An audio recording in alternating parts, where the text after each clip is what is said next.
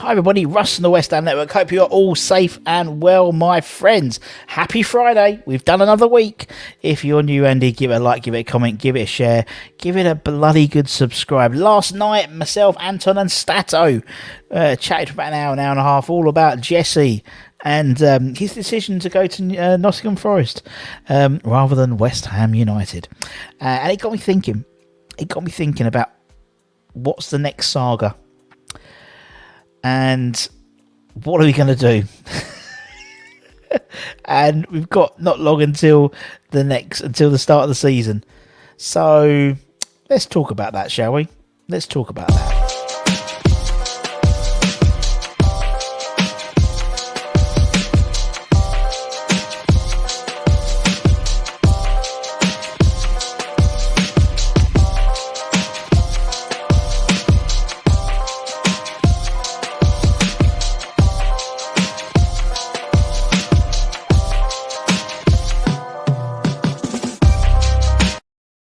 As I said, if you're new around here, give it a like, give it a comment, give it a share, give it a subscribe. Have a look down there. If that little subscribe button is red, you are not subscribed. It goes grey. How exciting for you. Hit the bell notifications. Don't miss any content we've got coming up. Got some great interviews coming up. Ex-players, celebrity fans. We're bringing back My Hammers 11. So, not normal fans, but, all fans, whether they're famous or not, will be back on the channel talking about their love for West Ham and putting their 11s together. So, all that stuff is coming up very, very shortly, as well as all the, previews and stuff like that. Holly's got a new show starting very, very soon. We've got Harry's shows as well. All the good stuff we have all throughout the week. Yeah, almost 7 days. Actually, it's 7 days a week, to be perfectly honest. Anyway, so we said the Lingard saga is over. I put £1 in the Lingard swear jar. There we go. £3 I put in there last night. But anyway, so you got me thinking. Got me thinking about what's happening, what's going to happen. Realistic targets. As I said, we've been linked to something like 150. There's actually more, but 156 now players. And clearly there's sort of 3 or 4, like the cream is sort of rising to the top a little bit, so to speak, in terms of transfer rumours.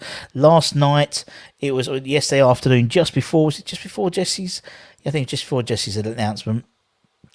We'd put it was announced by, I think it was Darnesh and a few other news sources, that we'd put in another bid for Scamacca, an official bid. I don't know why it's different from the other bids we put in, but this is an official bid of around 40 million euros for Gianluca Scamacca. And that's what I did the thumbnail. Mac to the future. I thought it was quite looking forward, looking to the future. Mac to the future. That's quite good. And so, realistically, we've been putting a lot of transfers bids in, it seems, whether they're official or unofficial. I don't know what the difference is, but, we've got the likes of Scamacca, for around 40 million euro. Apparently, they want to look at 50 million euro. But then again, they did a similar thing with Sven Botman, and then Newcastle. Remember, they were thinking, we're going to have a look at Aguerd instead, and they go, no, you can have Sven. You can have Sven for what you want to pay. It seems a similar type of thing. In terms of how that worked, with that sort of like almost one-upmanship, the Celsuso manager, Scamacca's managers came out and said that he's not sure, he wants to see transfer window to be over, so any outgoings can sort of go. So again, that's a bit weird, but we'll see what happens with that. Brozier, don't know. 30 million quid apparently we want a permanent deal. We don't want a loan deal. Chelsea have, Tuchel said, like, it was yesterday, he goes, everyone seems to be interested in Brozier. Maybe we need to have another look at him. Poor bugger. If I was Brozier, I'd fuck right off. I want to go. And I think, I think that his days are somewhat numbered at Chelsea, in all honesty. Anana, obviously Lille, Sven Botman, they're not very good negotiators. We bid 35 million euro, I think, roughly. It apparently could be a fourth bid needs to go in for him. I think after a while you'll get the hint, and but by all accounts his side are pushing, with Anana particularly. his previous club Hamburg have a selling on fee, and so they're keen for the transfer to happen because then they get a few extra million quid a few extra million euro to then put into their transfer budget. And I think the sporting director for Hamburg came out and said, "Oh, I heard he's going to West Ham. That'd be good for us." So there we go. The left back saga continues. I think X said there was 3 left backs we were looking at: David Rahm, Philippe Kostic, who's not really left back to be honest, so I sort of discount that, and Borna Sosa. Now, last night it was revealed that apparently David Rahm's in negotiations to go to RB Leipzig from Hoffenheim, his current club, and then staying in the Bundesliga. Maybe 35 million euro apparently. I always thought Sosa might be the more realistic target. 20 to 25 million euro apparently is his value, and it got me thinking, there's a lot of negativity at the moment, and I totally get that. And we've had, as me and Anton and Matt had this debate, a mass debate, some may say. Well, some people call us that anyway. Call us a bunch of W's anyway. Sometimes anyway. But when you look at the players that we had a small squad, and then we've lost players. I went through and looked. I think there was only about 20 odd games starts that sort of the people that left had a lot of sub appearances like Yarmolenko and stuff like that. But that could easily be substituted for someone like Okaflex, for example. If Moyes decided he would allow that. He would bring in someone like Okaflex to replace Yarmolenko in terms of direct replacement for that sort of sub role, for example. But looking at the squad, let me take out the untuck it sign quickly. Looking at the squad, and there's a number of players here in several positions because David Moyes likes that. He likes players who can play multiple positions, and it sort of shows that. When you look at there we go. My computer just froze there. When you look at the goalkeeper situation is sort of handled with the left back situation. I think that needs addressing. We've got cover there, yes, but I think it needs addressing. Right back as well, I think is okay. I think that's covered now. I think Ashby comes in and replaces Fredericks' spot in the squad. So we had 3 right backs. We still got 3 right backs. And obviously the age of those right backs are younger than it was before Fredericks left. Centre back positions. And obviously at the moment, Aguerd, he took obviously the injury from Rangers. I think they're waiting for the Swedes to still go down to fully assess what he's done. Even if it's an ankle injury, a minor ankle injury, 2 to 3 weeks, it's going to be sort of at least, and we've only got just over a couple of weeks until Man City. So the likelihood is Aguerd isn't going to start, or maybe the most at the bench, I would suggest. But you've still got 5 centre backs there. Diop doesn't look like he's going to Fulham until at least we know what's happening with Aguerd. Obviously, we sold Alese already. So I think we've got 5 good centre backs there when they're all fit. Chances are maybe Diop may move on. Potentially, we're looking at, we've been linked with people like Jordan Turanagaya from Hertha Berlin. He could again play number positions as well, Nigerian international. And then the midfield, sort of, you've got your Rice, you've got your Souček, you've got Flynn, who comes in as your replacement for Mark Noble, really. As Anton said when the boys were training at St Andrews, Pablo Fornals was playing in a sort of deep line role. I totally get that. I think that could work. Lanzini played in that second role when we played Rangers on Tuesday, because obviously Souček was on the bench. Then you've got your behind Antonio front 3. You've got on the left hand side Benrahma, Vlasic, and Fornals all can play in that position. You've got Benrahma, Fornals, and Lanzini, and then you've got Bowen and Vlasic arguably playing on that right side, plus Antonio and Bowen up front. And obviously I appreciate there's a number of players in different positions, but also we haven't included people like Okaflex and people like Connor Coventry, Dan Chesters. These players can come in and also add to the squad if required. The other day we had a 25-man squad. Didn't look too shabby, but it was in strength in depth. Now, what worries me a little bit now is anyone who bring in now, it's not panic stations at all. We've still got over 6 weeks left of the transfer window. But in terms of the beginning of the season, and also don't forget we've got the playoff, the conference playoff games in the mid to late Is it the 15th of August and the 22nd of August or something like that? Very, very quick into the season. The chances are, I think any signings you get coming in aren't going to be ready be match fit. You imagine someone been in pre-seasons, but like the likes of Scamacca. I'm calling him Scamacca because that's what Darnesh calls him. I like Scamacca, to be honest. I think it's better. Return of the Machiavelli. I like all that sort of, continuation.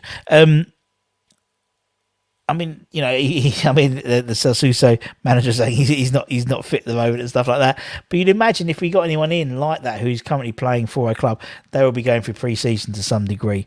Dwight McNeil or something like Championship kicks off next week anyway. So you'd imagine there'd be a week or so, 10 days further down the line in terms of levels of fitness.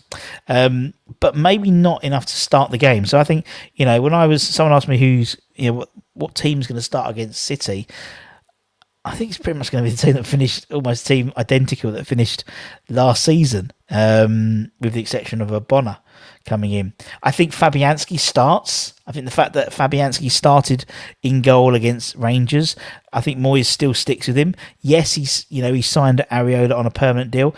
Areola will eventually be our number one goalkeeper. There will be a changing of the guard, I think, eventually. But the fact is, it's a 1 year plus a 1 year extension potentially. So it's 2 years. In theory, a 2 year contract. I think he still sees Fabianski as his number one. Honestly, I think he does. I don't believe it. I think Areola is a younger keeper. I think he can develop. I think he can form a fantastic partnership with Zuma and Aged when Aged's back from fitness, from his injury. And I think that would be our trio for the next 4 or 5 years that we can build upon. But for the Man City game, I think he starts in goal. I think the left back, unless we come in, go and sign a ready-made left back, I think Cresswell starts. I think I see Bonner coming in for Aged. I think he's been training very, very well. He's been putting the extra miles in. He's been at the training ground when there's been no one there during the pre-seasons. I think he will come in. And then with partnering Zuma and maybe Ben Johnson, maybe Soufal, but maybe Ben Johnson, I think, is a little bit further down the line in terms of levels of fitness and pre-season. Midfield picks itself, and then the front three, I think, picks itself, and Antonio up front picks himself as well. So despite the fact we've had this summer of transfer window at 156 players, in terms of the City game, I think we're not going to have anyone near it, in all honesty, which is a bit frustrating. But it is what it is. I still think we're bringing players. I think we'll still bring in 3 or 4 players. I honestly do. And I think we'll bring in some quality players as well. I don't think they'll all be household names. But I think we're going to get in some good players who are going to do a job and fit into the Moyes system.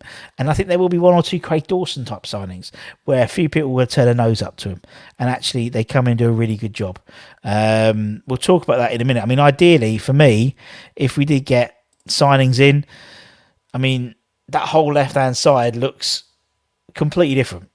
Even if we sign 2 or 3 players, or say we sign 3 players, even McNeil, I mean, the chances of Fornals, he likes Fornals' energy. But McNeil will give you some natural left-sided forward play. I know he's not everyone's cup of tea, but I think you do a really good job.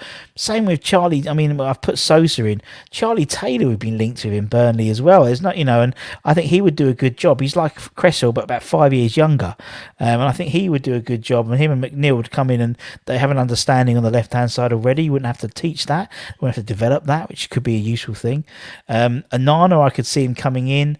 And I think making a big difference in that midfield in terms of physicality. Now, Scamacca is an interesting person. I think if he comes in, I can't see. I mean, we know that Moyes likes an Antonio player. Scamacca, he is not an Antonio type player.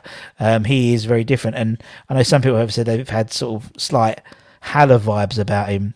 But I think he's young enough as well to develop. And maybe the possibility of even, doing something like that. And I've put Rahm in left back. I meant to put Sosa in, or maybe put Charlie Taylor in. I don't care. Maybe it would allow Antonio to drift out onto the wide and play more as a wide player potentially, back to his strengths. That could be interesting with Scamacca as a target man. We know Antonio loves a cross. He loves a cross. But what do you guys think? I mean, that's the whole point of these channels and these shows, is to get your opinions. In the comments, I'll have pelters. Audi Alias will shout everything I do. But you've got opinion just the same as me, man. So it'd be interesting to see who starts. Right, as if tomorrow. What's your 11 for the City game? What's your starting 11? Realistically, with transfers and all the rumours, realistically, if you had to pick an 11 to start against City in 2 weeks' time, who are you having? 4-2-3-1. Let me know. As I said, if you're new around here, give it a like, give it a comment, give it a share, give it a subscribe. Anton's going to be around for the Hammers headlines at 5 o'clock tonight. What we actually are going to do is do a couple of draws, live draws. Well, not live because I'm pre-recorded, but draws. We'll do them live as I'm recording it for our channel members. So every month, a channel member, we do a monthly memorabilia draw. Then we do weekly draws in between. We're actually doing a redraw because we did two memorabilia draws and no one's claimed the prizes. They haven't claimed them. So I said I'd give them until Thursday end of play Thursday. That's been and gone, my friends. So I said I'll redistribute them. So that's what we're going to do. So let me share my screen. As I said, anyone who's a channel member automatically gets entered into the channel draws. So it's like a raffle ticket, really, for a couple of quid a month. You get into all these draws for memorabilia. The first is going to be for, and I've got it. I've got it here actually. Let me show you. The first is for a. Let me go full screen. There we go. Button, sort it out. It's for a signed Tony Cottee and Frank McAvenny print. Lovely. Look nice in a nice frame. So that's the first prize. So let's bring that in. Let's go that so you can see it. And I will do it that time being because we'll click it. Luckily I've taken the sound off because I put sound on and my ears go. It's like a minute long. I should have done it for a minute. And actually, if you look into my eyes, look into the deal, and and you'll be hypnotised. Right, let's see.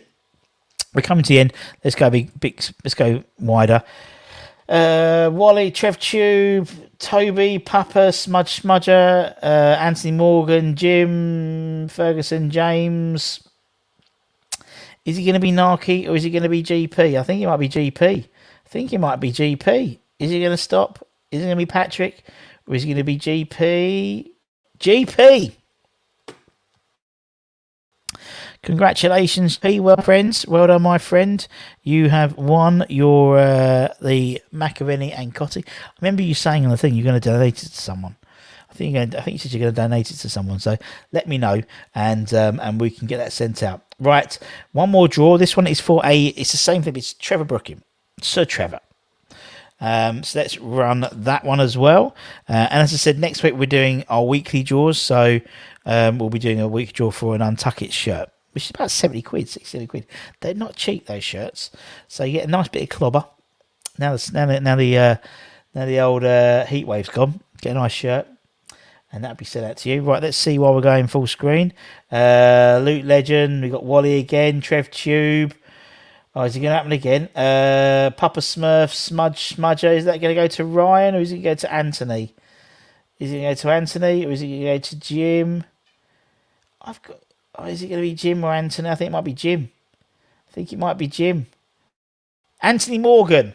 Now, I've got a feeling, Anthony. I've got a feeling you won the Trevor Brooking thing last time, so I'm going to give you another chance. So hopefully you're going to claim this one. So anyway, Anthony and GP, if you could email us at westham@gmail.com. GP, if you're going to donate to someone else, let me know. Get their details and let me know, and we'll get that sent out to them. As I said, Anton will be back at 5 o'clock tonight for Hammers headlines.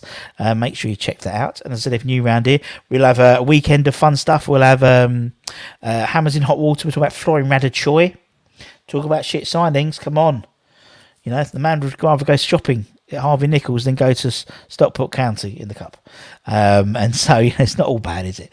And we'll have, I think Harry's doing another video as well. Great content from Harry as well. And we'll be back. I'll be back on Monday, definitely. We've got some great guests coming up. We've got some Got some My Hammers 11s coming up as well next week as well, so I'm really excited about. Ex-players, we haven't had another channel before. Obviously, have Igor Stimac on this week as well. Next week, we've got a good one. Should have a good one next week. And every week, we try and get at least one hammer over the line to talk to you. So take care, everyone. Stay safe. Wash those hands. And as always, I'd like to thank all of our channel members at the end of each of our shows. So take care. Ciao, ciao. Have a great weekend, my friends. Bye-bye.